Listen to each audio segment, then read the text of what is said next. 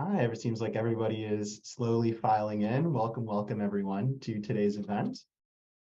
Today's event on lessons from Helsinki, homelessness and housing first approaches will run for approximately 1 hour, followed by an open Q&A session.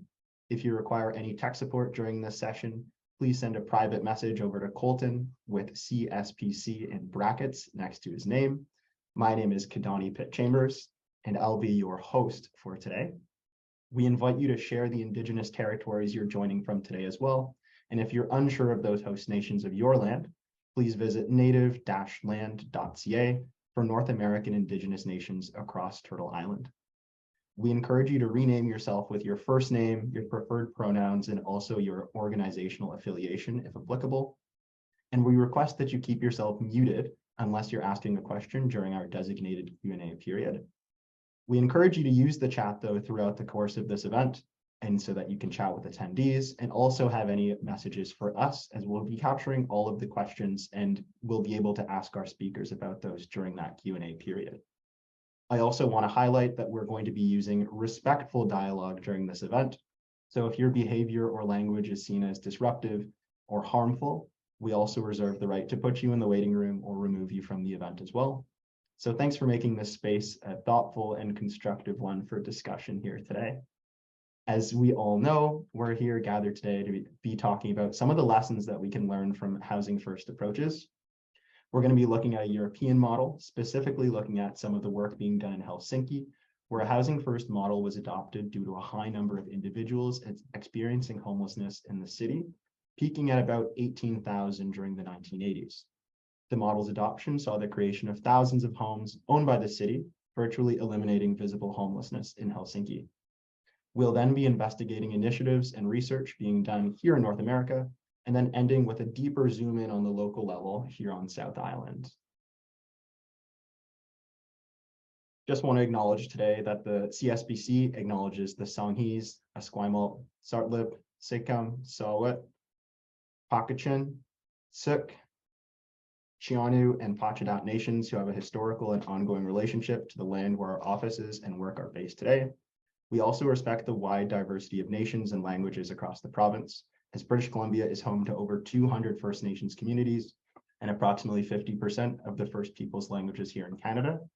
And I also want to highlight that although the timelines did not work out for this event, we'll be holding an event profiling housing start best practices from across the region and the province from an Indigenous perspective, from Indigenous operated groups who are looking to tackle the housing crisis within their communities and families using a different set of practices than those that exist through our own Western lenses.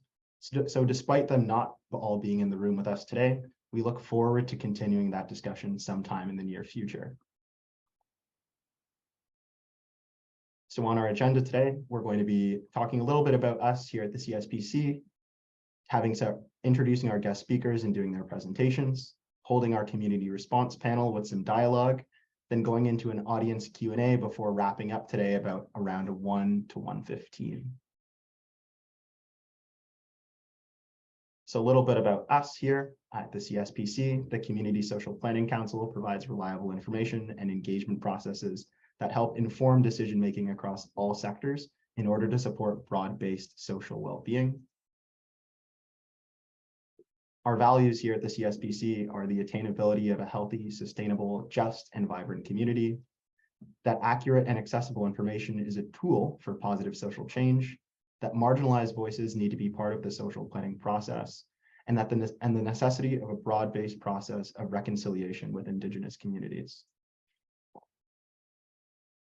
I do want to highlight one thing that we do have at the CSPC, which would be our Greater Victoria Rent Bank.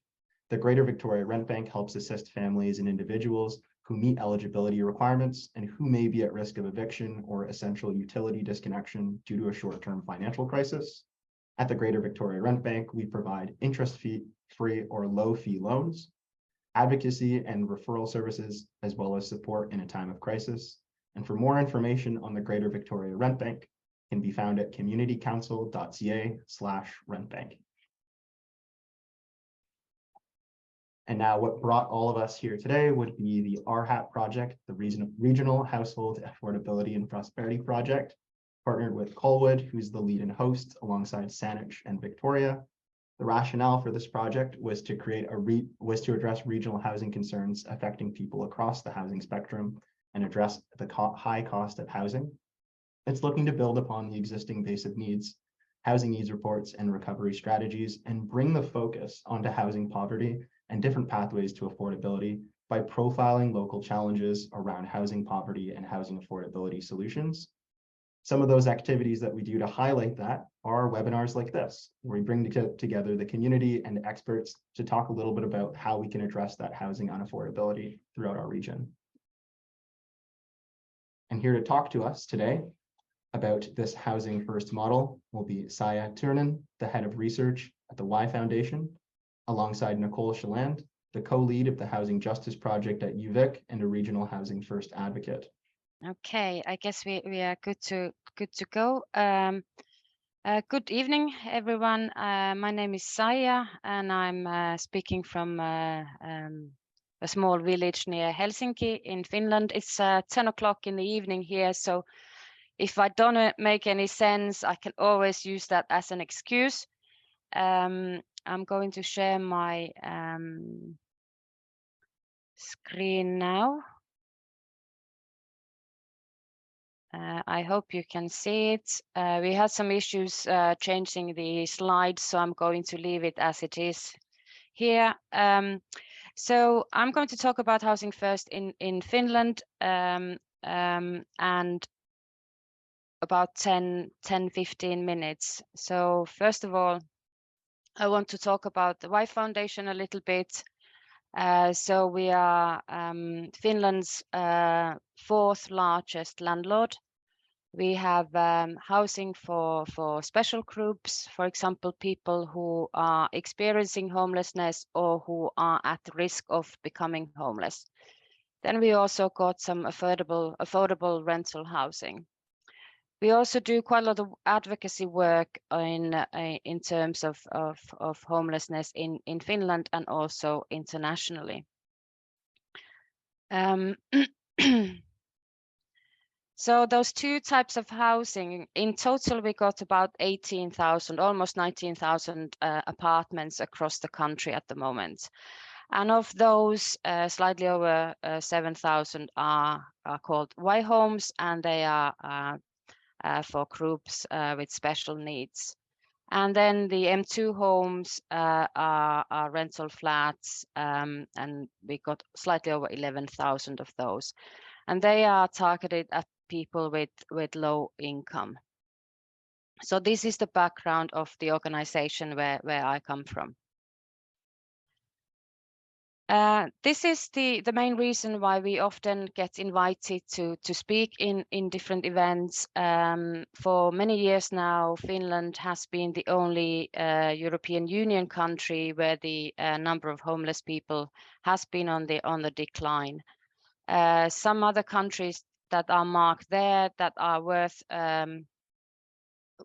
following are Scotland, Norway, and Denmark. They've got some really good things going on there, and we would really like to see some other countries on green on the map as well. So the reason why one of the reasons why we have been doing so well is that we've had 4 national programs on homelessness, and the first 2 programs focused very heavily on long-term homelessness, and this is when the housing first principle, as we understand it in Finland, was introduced, which meant that no more shelters but permanent homes with own rental agreements. And then people with lived experience got more and more involved during the first 2 programs, and in particular on the 3rd program, which focused very heavily on prevention. The current program is slightly different. It's not. It is a national program, but it's the municipalities have got more responsibility for running the programs. And as was said at the beginning, we've been collecting data from municipalities every year since '87, and we had almost 20,000 people experiencing homelessness at the time. So two messages really from this slide is that we've also had this as a major social problem in Finland when we began the work, and also the other message is that it's not a quick fix. We are talking about a long period of time here now. The government has been very committed to ending homelessness. First it was reducing, then it was halving homelessness, but now the narrative has changed and we are talking about ending homelessness. So the aim is to completely eradicate it by 27. These MAL contracts, they are some national contracts between the government and cities that focus on the use of land and housing and traffic. In any newly built areas, the social housing quota should increase from the current 20% to 35%. That's the plan in the government program.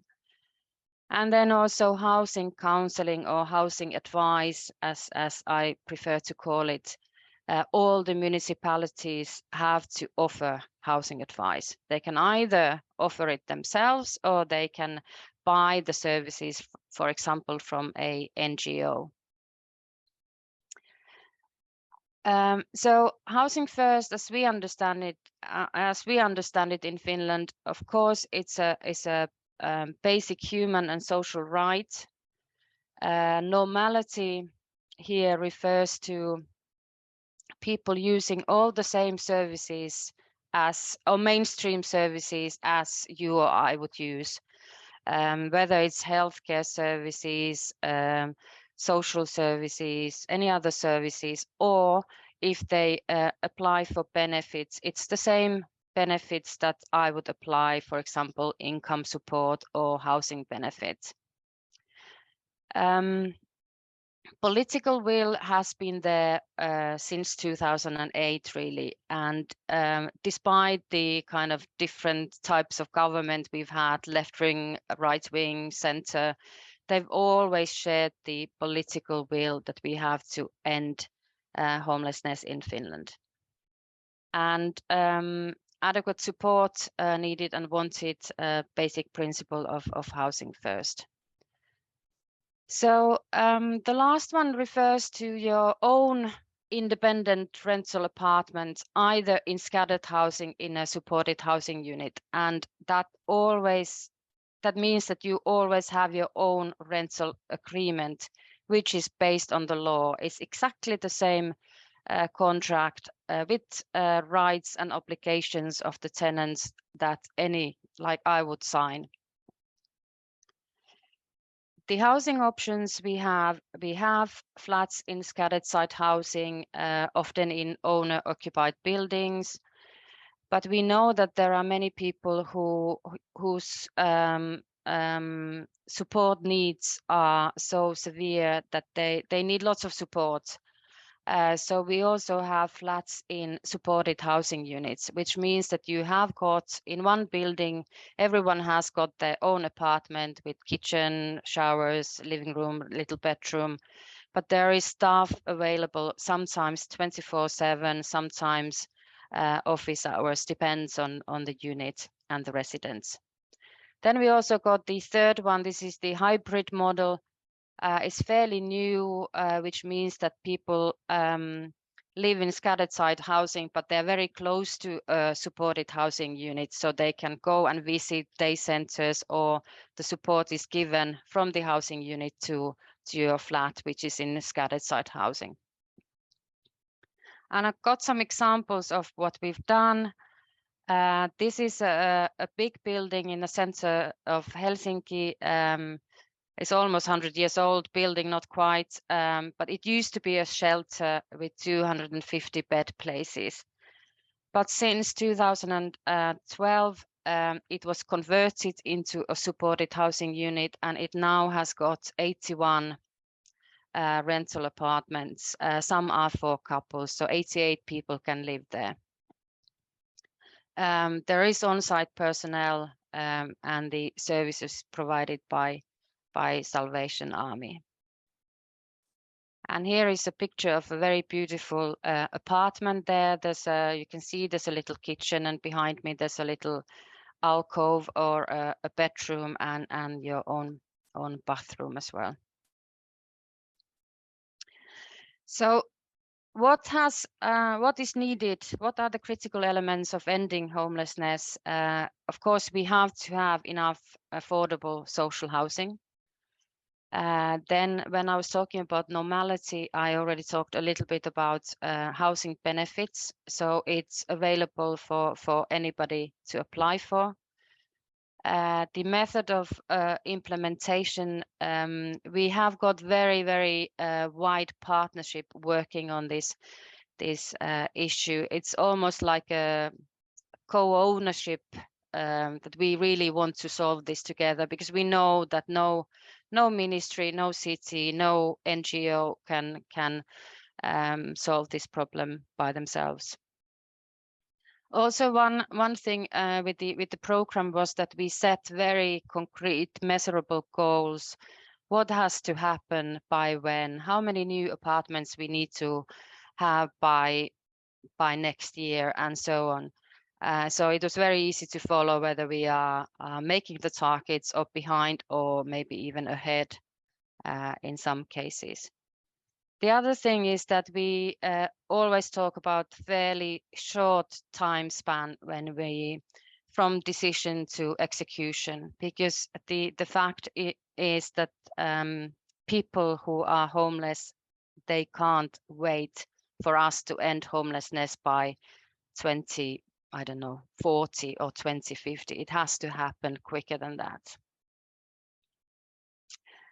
For individual, of course, you don't need to prove that you are housing ready. Housing first has to be a mainstream policy. The permanent housing, of course, gives you stability in life, and we need to have different housing solutions and tailor-made support. Not all can live in a supported housing unit or in scattered site housing, so we need to be able to provide options.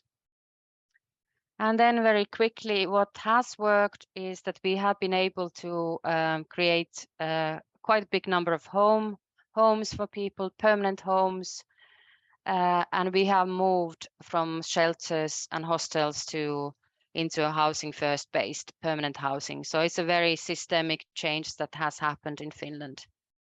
We also know that the small supported housing units work the best. Prevention, the housing advisors have done an amazing job preventing evictions. They are there for you when things get tough. Sometimes with very simple advice. Sometimes the support has to be more intensive. We have increased the social housing supply. People with lived experience are not only involved in planning, as it says here, but they are there in implementing. They are there in every step of the way, whether it's a meeting in the ministry or working on a grassroots level, but their impact and expertise is invaluable. I already mentioned the culture of collaboration here, and then we got this Housing First development network that we have in Finland, which provides, for example, training. Of course, we always have to talk about what hasn't worked so well. So there are dark clouds even in the Helsinki sky. Attitudes, they change very slowly, or they don't change. So it's a constant, maybe not a battle, but we constantly need to work very hard on talking about the benefits of housing first. We also know that there are now we are left with, in some sense, the hardcore group, which often needs more support. The intensive case management has not always been intensive enough. The health and social services still very much work in silos. We haven't got enough rehab places. Not in my backyard exists, especially when we talk about housing first supported units. People don't want to have them in the neighborhood. And with the current program, because there is no national leader, there is some signs of uneven development of housing first thinking and practice. And finally, although things have got better, there is still a lack of affordable housing or affordable apartments in Finland. And I would just like to end this, what we use quite often is saying that you can't have housing first without having housing first. So that's my quick presentation, but I'm very happy to answer any questions afterwards.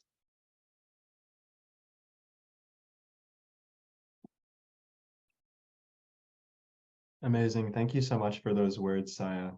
Lots to learn from just those few short slides, and I'm sure others will have some great questions coming up in that Q&A period. Next, speaking today will be Nicole Chaland. Nicole has worked as a researcher, entrepreneur, organizer, and educator in the field of local economics for the past 15 years, and is the former director of Simon Fraser University's Community Economic Development Program. She most recently co-founded the DOC, Center for Social Impact, a co-work space for Victoria's changemakers and social entrepreneurs as well. So without further ado, I'd like to welcome Nicole Chaland. Thanks, Kadoni. That was a great presentation and very timely. It's a very confusing time in Canada with respect to homelessness and housing first. We are often hearing things in Canada that like housing first doesn't work, but we haven't tried housing first in British Columbia. By and large, we do not have housing first in British Columbia. It's also a confusing time because we have legislation, new legislation, the National Housing Strategy Act, which recognized housing as a right, as a human right. And at the same time, homelessness is increasing.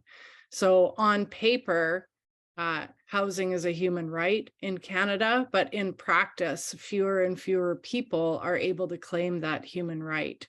So you've got governments talking about human rights on one hand, and on the other hand, there are no policies or programs to back it up.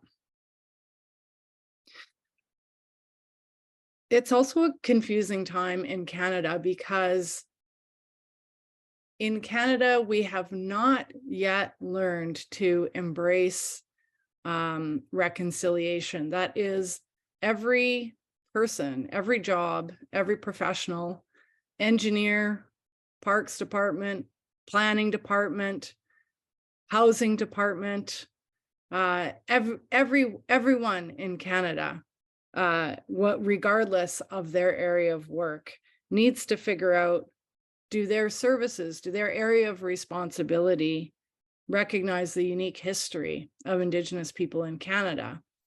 And how are the services and the area of responsibility that that individual has providing equitable benefits for Indigenous people in a way that doesn't discriminate? So there's a lot of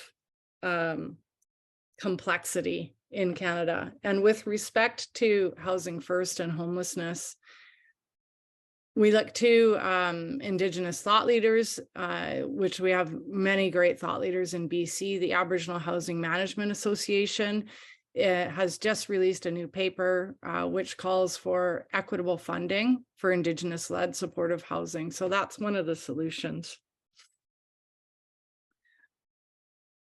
So one of the first things I said was that we don't have housing first in BC. And that there are 6 principles of housing first, very similar to the slide about Helsinki.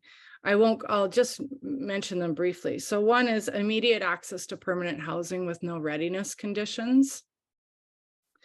Another is choice, a choice of neighborhood, perhaps, a choice of type of housing, market rental housing or supportive housing, communal housing, family housing, dry or sober housing, or women's only housing. Tenancy rights are another principle of housing first, as well as community integration, personalized care or support, and a recovery orientation. You can look this up yourself. Just Google Housing First Canada. These are on the Government of Canada's website. So recently, our Premier, David Eby, was quoted in the paper saying, typically, we don't move people directly from homelessness to a permanent home. And throughout the homeless serving system in Victoria, people frequently talk about a pathway to housing. But in reality, for people that are trying to navigate this pathway, I've heard it referred to as snakes and ladders. So the shelter system, the shelters are quite bloated. The transition programs, they're quite big. So compared to permanent homes, we have a large system of shelter mats and beds where we should be looking at winding that down and replacing it with permanent homes. What happens for some people is that, first of all, a shelter, if you take a few minutes to think about it and use your imagination, you will quickly understand why that's not a home. But what you might not know is that the shelter experience is not a 15 to 20 day experience. In Victoria, people spend many, many years living in shelters, 4, 5, 6 years. This is documented in the research that I did for the city of Victoria called COVID-19, hopefully called with a nice aspirational title, COVID-19, the beginning of the end of homelessness. So they're the 3 CEOs of the big housing operations in Victoria wanted documented that people are living very long-term in the shelter system in Victoria. The shelter system, we have the point in time count every 2 years, and it's documented very well. People don't feel safe there. They have many good reasons for not availing of shelters. People also, if you look at shelters and compare it to the international human rights standards, there are 7 elements of adequate housing. Or if you just compare it to your own experience as a person, a home, a house, the definition of a house is a private door, a private bathroom. You get to set your own sort of rules about what time you want to wake up, what time you want to go to sleep, what time you want to go out, what you want to eat. None of these things exist in the shelter system. So we have one thing you can look out for to try to understand what's going on in Victoria. You'll often hear elected officials or policymakers use the phrase "move people indoors." That's when you when your spidey sense goes on. People are not moving into permanent homes. They're moving into shelters. And if they're lucky, they're moving into a transition program. So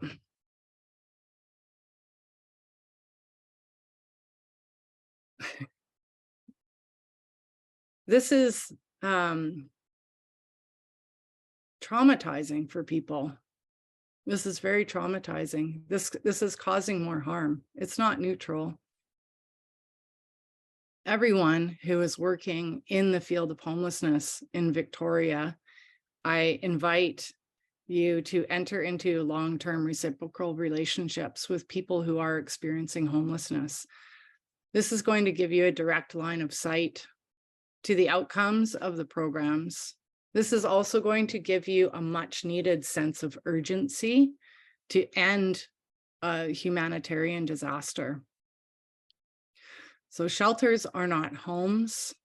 We're not doing housing first in Greater Victoria. And shelters, for the large part, are not neutral experiences for people. They're negative experiences for people. So we end homelessness by shortening the length of time that each individual experiences homelessness. When we move people from a sidewalk to a shelter, we are prolonging their experience of homelessness. So the system, that's just one of the 6 principles of housing first. So I think it's the most important one. Getting people indoors does not end a person's homelessness. It in fact prolongs a person's homelessness. I'm hoping my colleague Carolyn Weitzman will talk about the extreme dire shortage of social housing in Victoria, and I'll leave my comments there. Thank you. Thank you so much for your response there, Nicole. I'd like to take this time now to introduce the community response panel. These individuals have been selected based on the work that they do or their lived experience and the relevancy to today's topic. I'm going to ask each member when they come up to just let us know what they do for work and how they're engaged with the topic, and then perhaps also offer about 1 minute to 1.5 minute remarks, just responding to Nicole and Saija's words as well.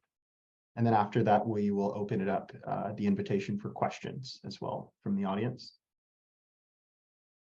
So I am going to bring in our community response panel now. Sorry, Kadoni, am I not speaking? Because if so, I can leave the meeting. No, you will be speaking. We're just putting everyone up on the spotlight now. Am I a community response panel? Yep. Oh. Should I be speaking now? Yeah, sure. If you'd like to get started as we go through and just put some spotlights on everybody. If you want to just give us a brief introduction to your name and what you do for work, and then invite you to respond to some of the presentations we just heard. Sure. So my name is Carolyn Weitzman, and I work with a national program called Housing Assessment Resource Tools. And if someone could put the website into the chat, that would be great. It's heart@ubc.ca. As Nicole suggested, we have statistics on core housing need, or inadequate housing as it's measured by the CMHC, broken down by income category, broken down by household size, broken down by priority populations such as single moms, Indigenous households, new migrants, etc. So I'll echo a couple of points. It's always a pleasure to see Saija. It's always a pleasure to see Nicole. Some statistics came out last week from Infrastructure Canada around the latest round of point-in-time counts from 2018 to 2022. Unsheltered homelessness doubled in Canada, at least according to these point-in-time counts. The point-in-time counts aren't a really accurate way of counting homelessness. Finland does a much better job and checks every year, and I think it's really important. I think Saija put up a slide that every single year from 1989 onwards, it was counted. The federal government had targets of having, that is half the number of chronically homeless people. What we find is that 71% of those counted in the point-in-time count are chronically homeless, that is homeless for more than 6 months in a given year, or 3 times over 3 years, as compared to 60% in 2018. So things are getting worse. As Nicole said, there's no national Housing First program. There was a pilot program in 2010 called At Home Chez Soi. It showed what works. It showed that Housing First works. It showed that a 3-to-1 ratio with people who are have particularly acute needs is necessary, and it works. It keeps people sheltered. So there was this pilot program. It was expensive. It was evaluated. It wasn't continued. And here we are in 2023 with homelessness increasing rapidly. I think that some of the points that Saija made are points that need to be brought forward, not just locally and provincially, but also nationally. We'll see when the next government is. We have had 3 since 2016, 2015. There needs to be a political consensus. It's really important to point out that Housing First in Finland started with a right of center government. It continued, whoever the government was, it continued a Housing First program. In Alberta, Alberta is the closest province. It's not great, but it's the closest province to having a Housing First program under a conservative government. So talk to your politicians, whether they be NDP or Liberal or Conservative. This isn't about right or left. This is about lives. It's really important to look at the scale of the Y Foundation, 9,000 households served. There is not a supportive housing foundation in Canada or a housing organization that serves 9,000 households, as far as I know. Most serve maybe, and again, it's the scale of the housing needs to be small, but the scale of the organizations or the scale of the amount of housing that needs to be created is huge. Canada doesn't have a social and supportive housing program.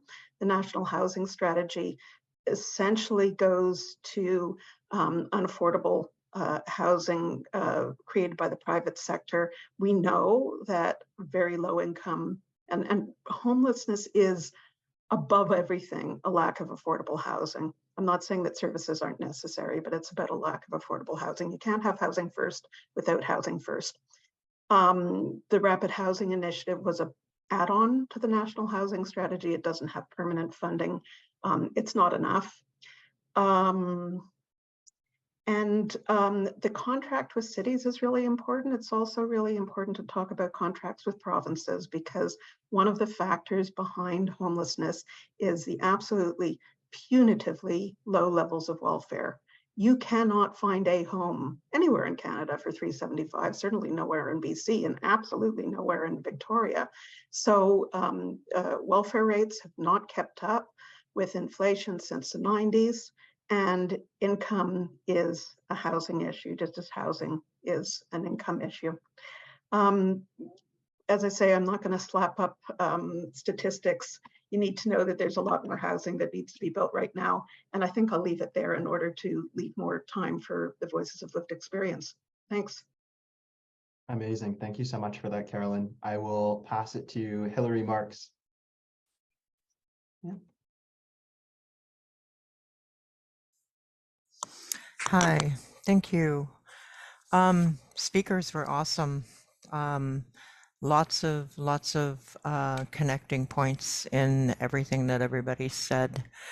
And I would love to add a few things to all of those fabulous points.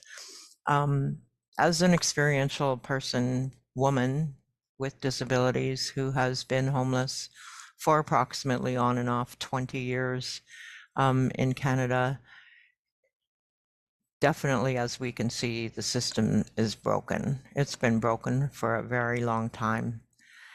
The thing that I liked about the Helsinki is the very first thing that was said about the political will. We haven't had political will in Canada with any of the politicians' parties for quite some time.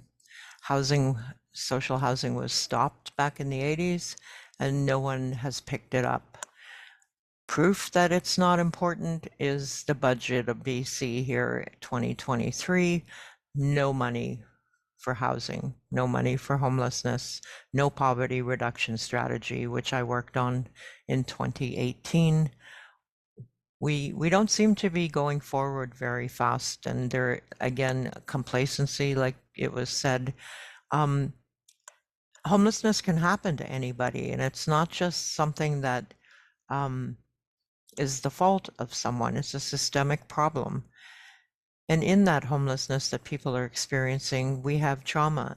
And Housing First is probably one of the best solutions that we have come up with, and that Helsinki has proven.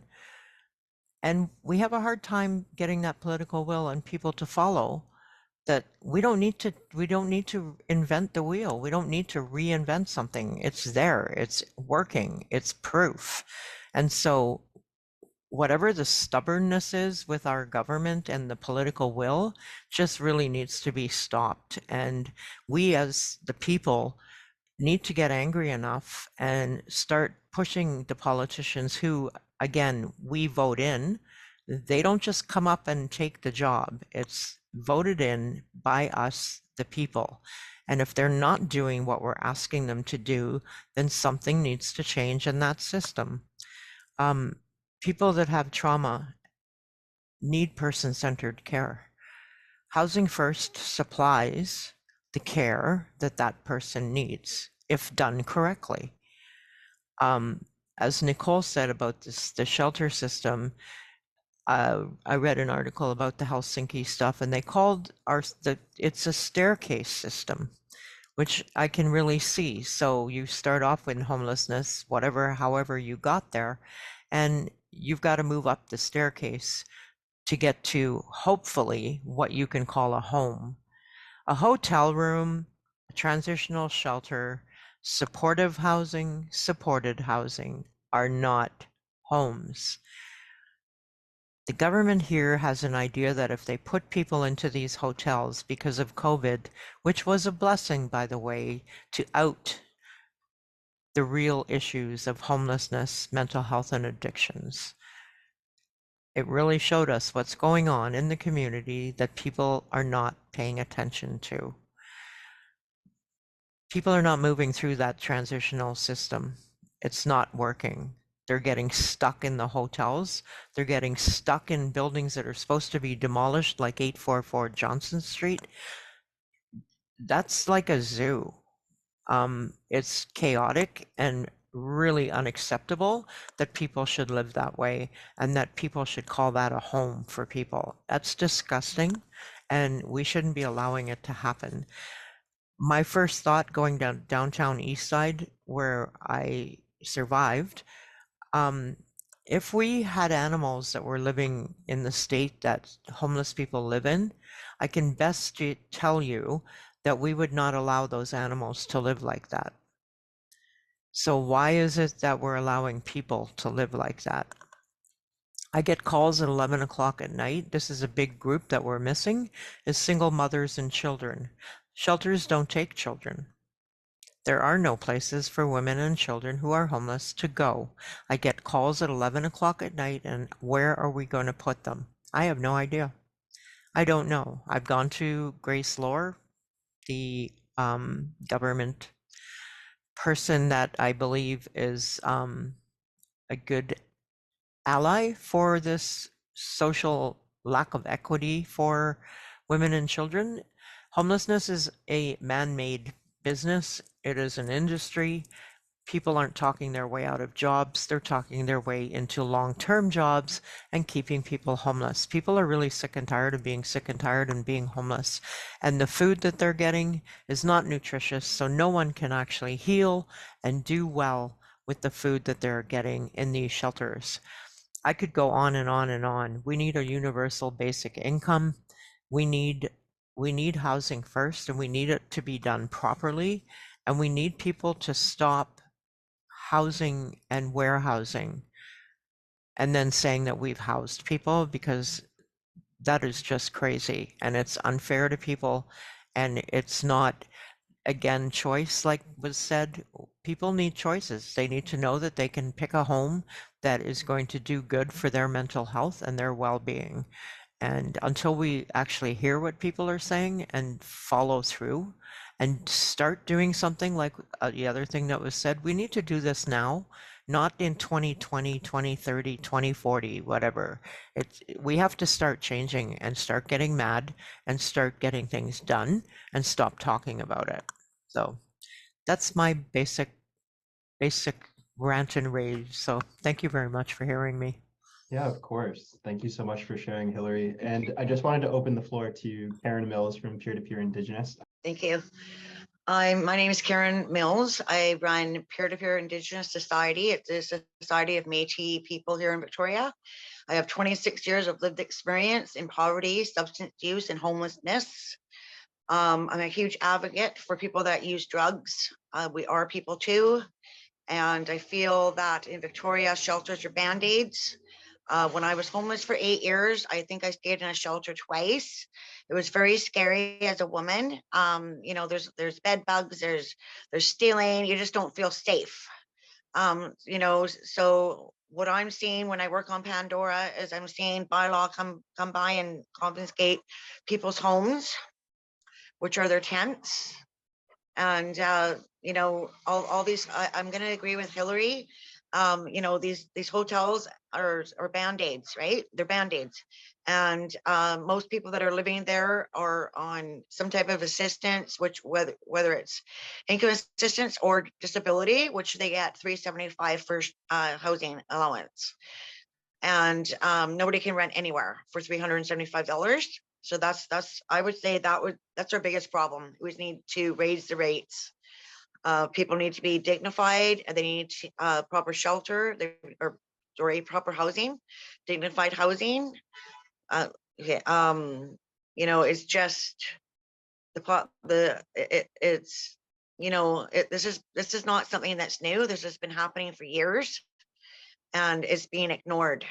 And the average tax-paying citizen, for some reason, thinks that homeless people do not pay taxes and do not deserve to live in a proper home. So the stigma has to end, as there's a tons of stigmatization around homeless people, that we are scum, we don't deserve anything, we put ourselves there, we all have a mental illness, and we're all a drug addict, which is not true. I also work at Island Health as a mental health and addictions worker. And I can tell you when I'm at work, the majority of people that I work with are not homeless people. So that's a myth. And, you know, we really need to focus on getting people into homes. My organization, I deal with Indigenous elders and youth. And, you know, my objective with the youth is to get them back to their community where they can be supported by their families and their communities. And the elders that I work with here, I refuse to put them into any supportive housing at all. It's not culturally safe. There's no culture inside of supportive housing.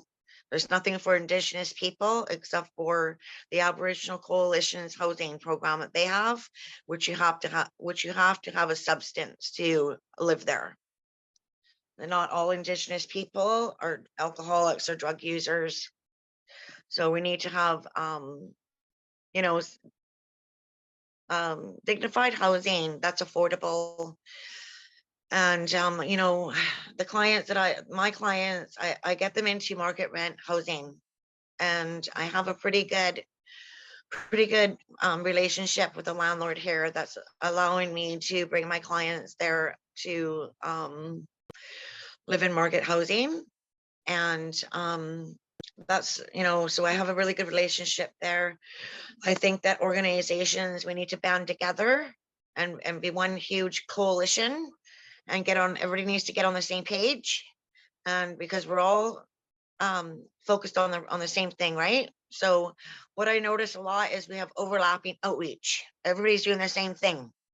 Everybody's, you know, if you walk down Pandora, it's saturated with outreach workers and they're all doing the exact same work. We need to be different.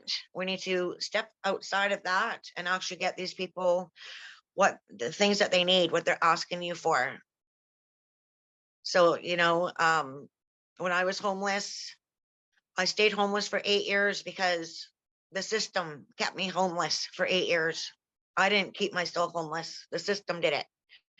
I had no supports. I had overlapping outreach. I had so many outreach workers, you know, throughout the day, and I could never form a relationship because they weren't around long enough.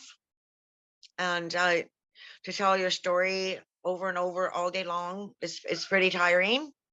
The system is made for people to fail. It's made for us to stay where we're at. We're in poverty. You know, if you look around the board, it's all the same. Every organization, everything is happening. It's all the same thing, right? It's all talk. I've got a client right now that's filled out their BC housing application 6 times. They've done it 6 times. So now I'm going to help them with it, and hopefully, you know, it won't get lost this time. So there's a lot of, you know, people that are getting paid really high incomes. Most people with lived experience, right? We've come a long way. Before, we were never in the workforce. We weren't valued as employees, right? So we did a lot of volunteer work. So there's a lot of people in these industries that make tons of money that just can't, for some reason, you know, for somebody to have their housing application lost 6 times, there's an issue. There's a problem here. There's a problem, right? We've got, you know, so many different programs happening, but they're all the same program. They're just renamed by something else, and we need to come together, you know, have more meetings as organizations. We're all on the same, you know, we all have the same goal, right? So we need to get together and you know, figure it out and stuff like that. But that's my take on it. Thank you. Thank you so much for sharing that, Karen, as well. It seems like there is definitely a running theme around the politicization of housing first and homelessness. So I do have a question actually for Saija on all of this, since you said since around 2008, regardless of where folks have sat on that political spectrum, there has been this idea that housing first and solving or eradicating homelessness has been at the forefront for any government. How did that political will come to be in Finland? And are there lessons that we could learn from Finland on how that could be applied here in Canada to get that political will across the spectrum? Well, to put it shortly, in 2007, the minister of housing, who is responsible for homelessness in Finland, ordered a report, and in that report, they kind of set the picture for housing first in Finland, and they had three reasons very clearly stated why we have to do it. One was because it's a legal matter. It's in our constitution that we have to look after people with their housing needs. Then, of course, it's an ethical issue as well. We talked about human rights here a lot today. And the third one was the financial sense that it makes. We've had studies done in Finland that every year we save 15,000 euros per person who is properly housed. I don't know what that is in Canadian dollars, but yeah, so it's a big amount of money, so it makes sense. But I would like to emphasize the ethical reason as the main reason. Of course, money. You always need to talk about money with the politicians and decision makers. Anyway, it was, as Caroline said, it was the moderate conservative party who are, at least in Finland, not often speaking for people who with low income or homeless or some like that. So because the initiative came from there, it was a kind of initiative that nobody wanted to refuse, and it's just basically gone from there. I think this kind of shared consensus that it's the right thing to do, not only in political level, but on a kind of national level in general. That we claim that we are this welfare society, and still in 87 we had 18,000 or more homeless people. That's not a welfare society. Welfare society is that we have very low number of people without homes, which is a basic human right. I could talk about this all evening, but that's just a short answer to that. Yeah, is there anyone from the Canadian side of things who would like to add any more onto that? That's totally okay. And we just had a note from Chad as well, mentioning that shelter rates across BC have been raised to 500. So although still not enough to meet any form of housing in the province, still slightly raised from that 375. Yeah, and we did have a question in the chat just wondering about Finland and in terms of mental institutions or mental health institutions for folks. Were those still existing in the 80s? Were they dismantled at all? And how were mental health institutions handled during the Housing First approach for Finland? We have got some mental health institutions, but some of the supported housing units are, for example, what WSIၤE Foundation owns are for people with mental health issues. So they have their home with their front door and a kitchen and bathroom, as was mentioned here before. But they have a rental contract, but they are sometimes quite heavily supported, but they live there very happily as a member of community and as a member of society. So yeah, we do have some, but I think it's moving more and more towards this kind of supported housing units.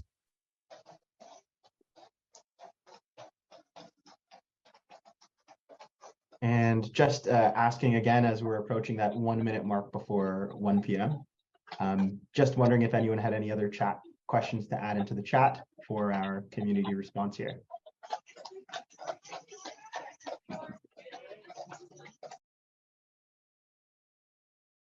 No, so it seems like we don't have any more questions in chat, which is totally okay. We're actually right on the ball for 1 o'clock for that full hour. So I just want to say thank you to everyone here today who's attending.